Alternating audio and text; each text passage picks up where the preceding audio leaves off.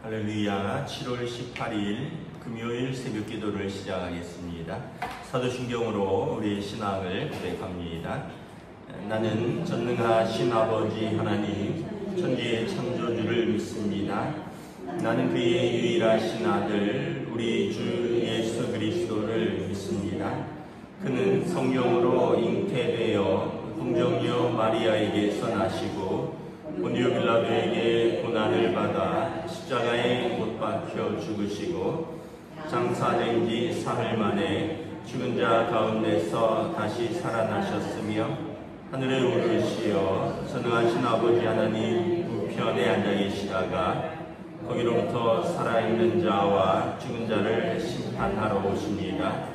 나는 성령을 믿으며 거룩한 공교회와 성도의 교제와 죄를 용서받는 것과 몸의 부활과 영생을 믿습니다. 아멘. 찬송가 293장 찬양하시겠습니다. 찬송가 293장입니다.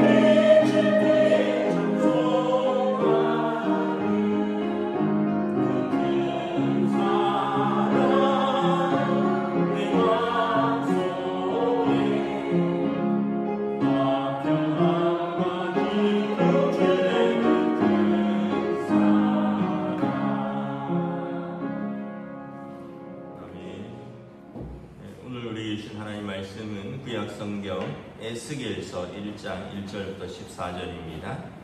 에스겔서 1장 1절부터 14절입니다. 구약성경 1150페이지입니다.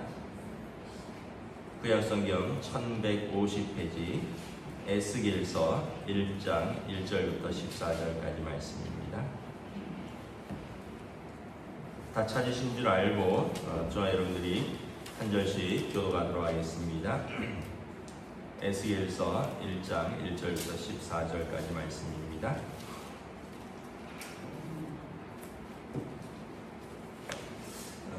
서른째 해 넷째 달 초닷새에 내가 그발 강가에 사로잡힌 자 중에 있을 때에 하늘이 열리며 하나님의 모습이 내게 보이니 여호야긴 왕이 사로잡힌 지 5년 그달 초닷새라.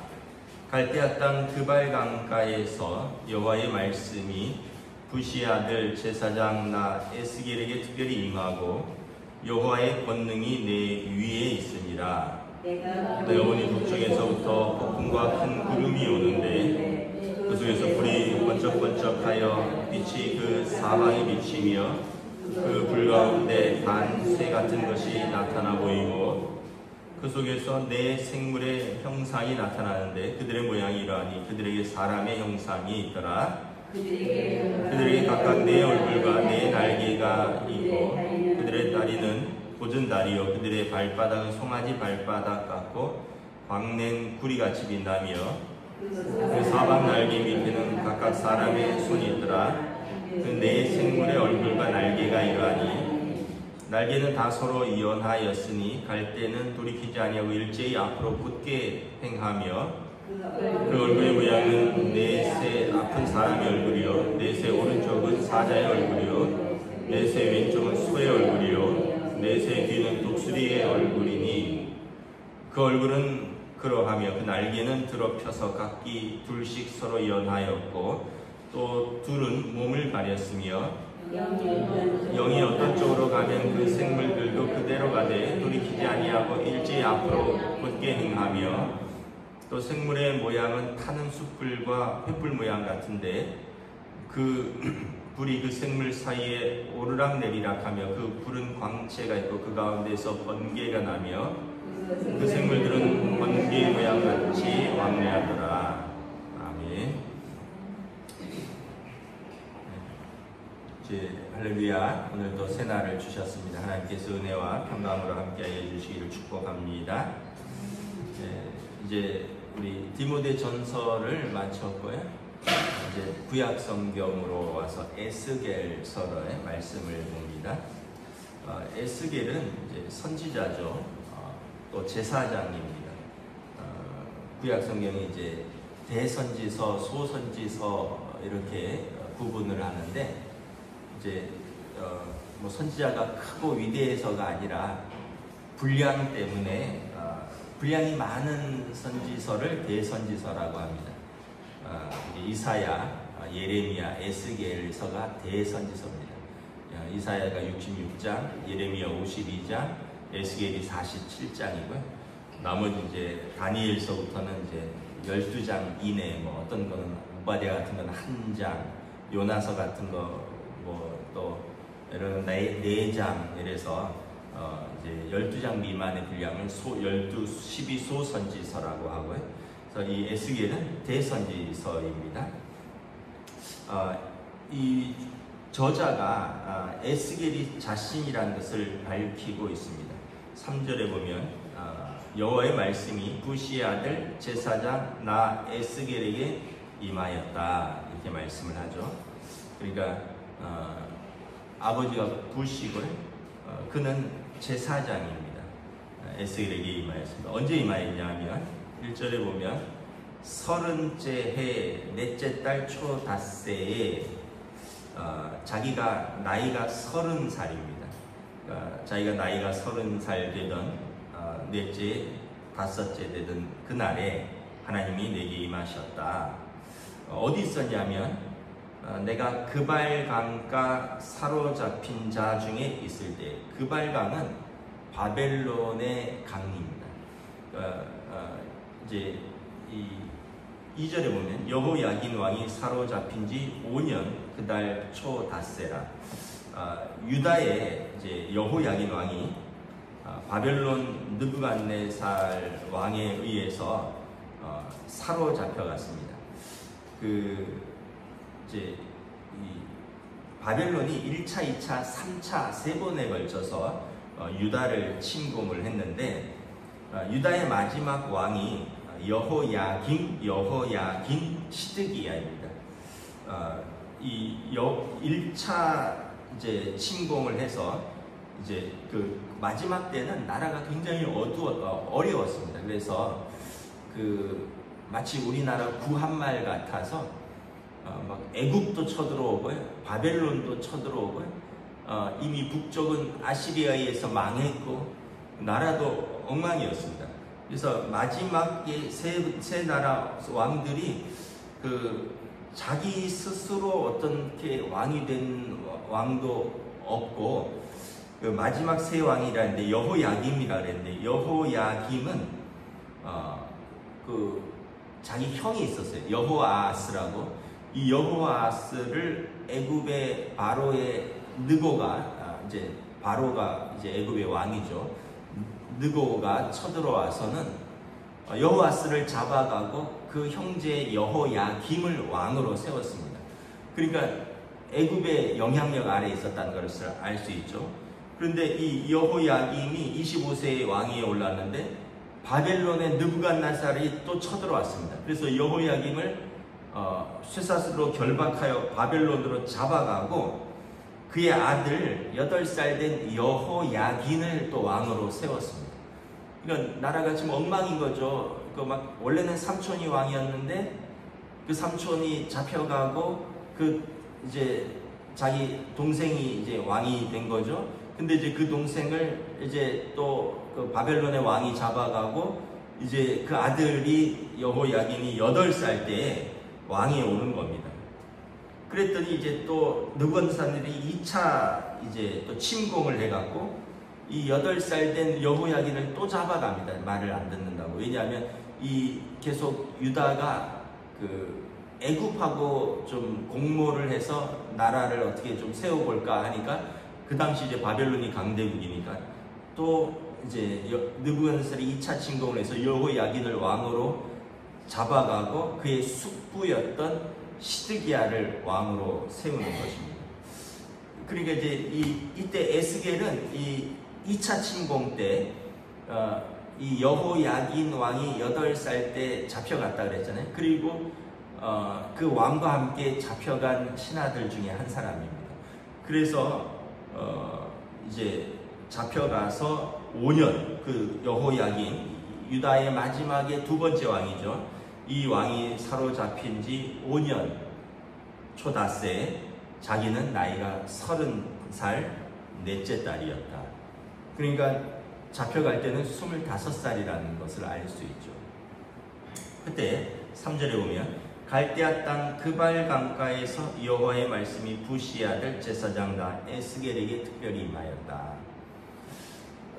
지금 나라가 굉장히 절망적인 상황이고 개인도 굉장히 절망적인 상황입니다. 30살이면 제사장은 뭘 해야 되냐면 성전에서 공식적인 직무를 수행할 나이입니다. 그런데 지금 어디 있냐면 남의 나라, 그것도 포로로 잡혀가서 노예로 일을 하는 거예요. 그발 강가는 시편에 보면 우리가 그발 강가에 수금을 걸어두고 울었다. 많은 유대인들이 포로로 잡혀가서 그발 강이 이제 우리로 말하면 수로 공사를 하는데 포로들이 동원되는 것입니다. 그래서 그발 강가에 수많은 유대인들이 거기 와서 정착해서 노동하고 수로를 만들고 거기서 70년간 살면서 죽기도 하고 거기서 애를 낳기도 하고 그런 아주 절망적인 생각. 말하자면 이제 우리가 이제 일제 강제 합병 당해서 우리 조상들 중에 할아버지들 중에 누가 일본으로 끌려가서 어디 사도광산 같은 데서 거기서 70년을 살면서 거기서 일하다 돌아가시고 광산이 매몰돼서 숨지고 거기서 결혼해서 애 낳고 그냥 그런 상황 속에서 얼마나 소망이 있겠습니까? 그런 절망적인 상황에 에스겔이 하나님의 부르심을 받는 겁니다. 여기서 우리가 한 가지 또 생각해야 될 것은 뭐냐 하면 하나님은 절대 포기하지 않으신다라는 거예요. 이렇게 절망적인 상황에서 하나님이 선지자를 찾아오십니다. 제사장을 찾아오십니다. 우리 생각에서는 나라도 망했고 나도 망했어요.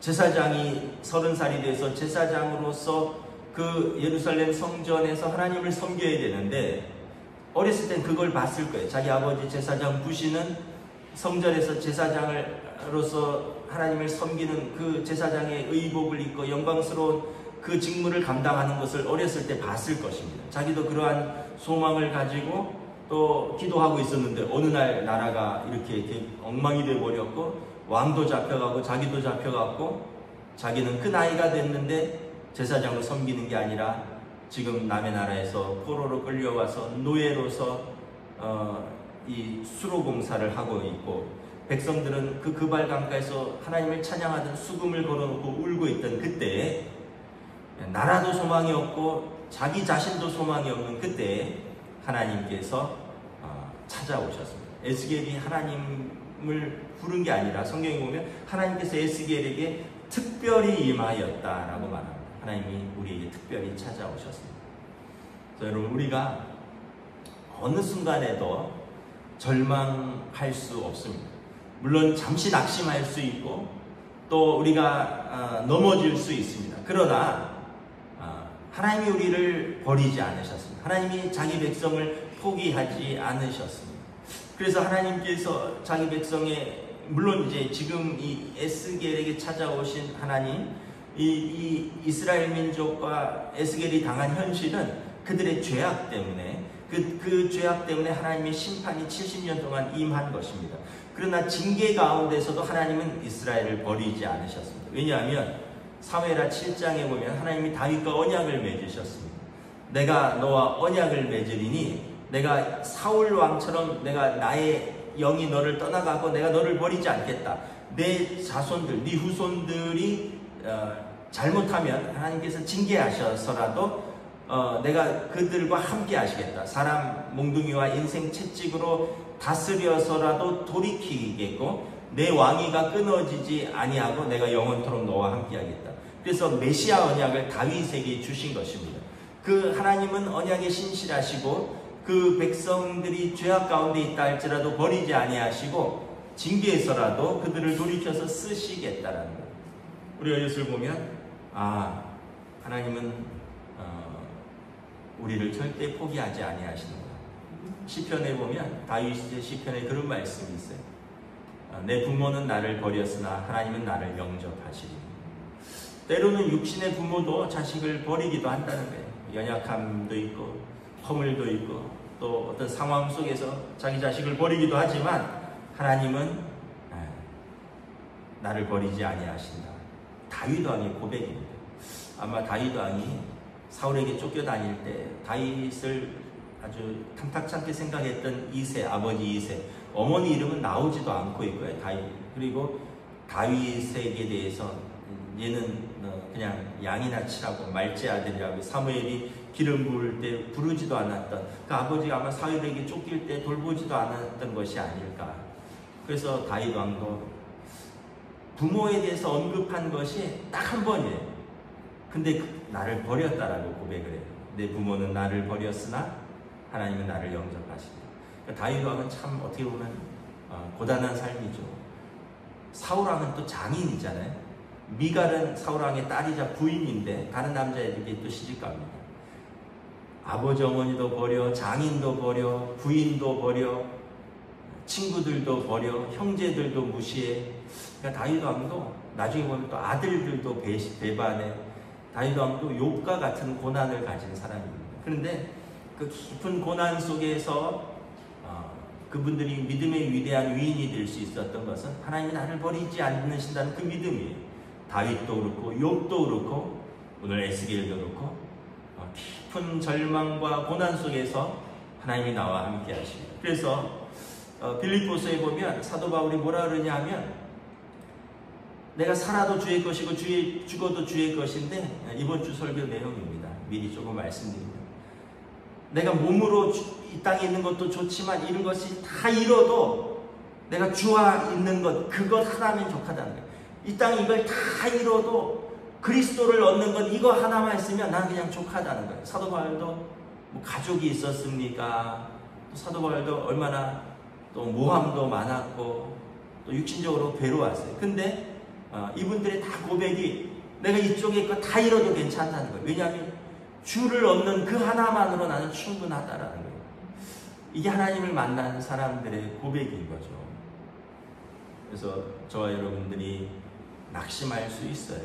버림받을 수 있습니다. 그러나 주님을 얻었다면 사실은 가장 귀한 것을 얻은 것입니다.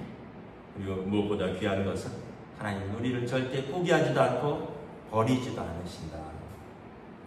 4절부터 14절은 하나님을 이렇게 어떻게 보면 수호하는 수종드는 천사들의 모습인데 어떻게 형용할 수 없는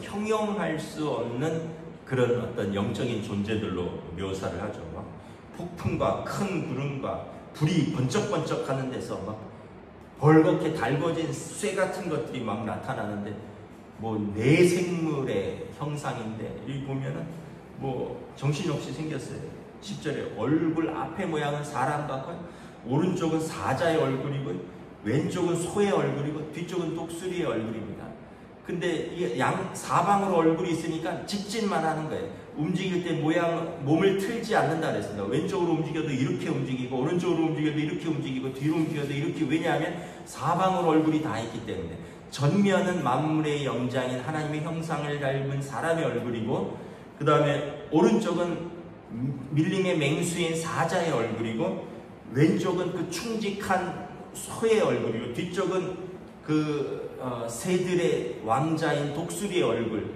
그 중에서 사람이 만물의 영장으로서 하나님의 형상을 가진 전면의 사람의 얼굴을 가진 어떤 그 그룹들, 천사들이 날개를 4개 가졌는데 날개가 다 붙어 있고 2개는 자기의 그 부정한 몸을 가리고 하나님 앞에서 2개는 날면서 하나님을 지금 이렇게 모시고 있는 그 어떤 모습을 보여줍니다. 그러니까 환상 가운데 말로 형용할 수 없는 하나님의 임재를 보는 거예요. 그리고 이 속에서 이제 하나님이 말씀을 하십니다. 에스겔도 그렇고 이사야도 그렇고 예레미야도 그렇고 하나님을 만나는 그 경험을 뭐 이사야서도 그렇고 막 아주 장대하게 한 번도 본 적이 없는 어떻게 표현할 수 없는 불타는 수레 속에서 막 천사들이 막 창화하여 가르되 거룩 거룩하다 만군의 여호와여 이런 가운데 하나님께서 선지자들을 부르시는 것을 보는 것입니다. 이걸 이제 종교학적으로 누미노제 체험이라고 하는데 어떤 초현실적이고 압도적인 그 창조주와 단독자의 만남입니다. 하나님을 개인이 죄인으로서 단독으로 만날 때의 그 압도적인 경험, 그리고 그 경험 속에서 이제 선지자는 선포하는 것입니다. 이제는 그 하나님을 만났기 때문에 목숨도 두려울 것이 없고 그 하나님을 만났기 때문에 이제는 바벨론의 느부갓네살 왕도 두렵지 않고 그 누구도 두렵지 않은 거예요. 아까 말했듯이 그 모든 걸 잃어도 나는 그리스도를 얻으면 족하다라고 사도 바울이 고백했던 것처럼 그 어떠한 것보다도 나는 하나님을 만난 그 경험이 있기 때문에 그 선지자들이 하나님의 말씀을 담대히 선포하다가 때로는 숨겨도 하고 때로는 그가 하나님께 불려서 승천을 하기도 하고 그것이 이제 선지자의 사명입니다. 오늘 에스겔서의 시작입니다. 말씀을 마치겠습니다. 하나님께서는 자기 백성을 버리지 아니하신다. 우리가 이것을 다시 한번 마음에 꼭 붙들고 그렇다면 우리가 사나 죽으나 주의 것입니다. 또 하나님이 나를 포기하지 않으셨으니 나는 다 잃어도 하나님만을 내가 얻었으면 그것으로 다 된 것이다. 이러한 믿음의 담대한 고백이 있을 때 우리가 믿음으로 살 수 있고 하나님의 뜻대로 연약하지만 살 수 있는 줄 믿습니다. 기도하겠습니다. 하나님 은혜를 감사합니다. 오늘 에스겔서를 시작하면서 정말 민족적으로 가장 어두울 때, 나라가 망하기 직전에 먼저 왕은 이집트의 바로 느고에게 잡혀가고, 지금 왕은 바벨론의 느부갓네살에게 잡혀오고, 자신도 그렇게 잡혀와서 그발 강가에서 수로 작업을 하며 소망 없는 삶을 살 때, 하나님은 언약에 신실하셔서 그 다윗 언약을 지키시고 자기 백성을 버리지 아니하시고, 그리고 하나님을 경외하는 에스겔에게 찾아와 하나님의 뜻을 계시하시며 이스라엘에게 그들의 죄를 회개하고 하나님의 언약의 회복을 소망하라 선포합니다. 오늘 우리에게 동일하게 성령님 오셔서 우리를 함께 하시는 그 하나님, 성령님 오셔서 우리에게 예수님의 말씀을 생각나게 하고 진리의 영으로 우리와 영원토록 함께 하시는 그 성령님, 오늘도 우리와 함께하여 주시옵소서. 감사를 드리오며 우리 주 예수 그리스도 이름으로 기도드리옵나이다. 아멘. 하늘에 계신 우리 아버지, 아버지의 이름을 거룩하게 하시며 아버지의 나라가 오게 하시며 아버지의 뜻이 하늘에서와 같이 땅에서도 이루어지게 하소서. 오늘 우리 일용할 양식을 주시고 우리가 우리에게 잘못한 사람을 용서하여 준 것 같이 우리 죄를 용서하여 주시고 우리를 시험에 빠지지 않게 하시고 악에서 구하소서. 나라와 권능과 영광이 영원히 아버지의 것입니다. 아멘.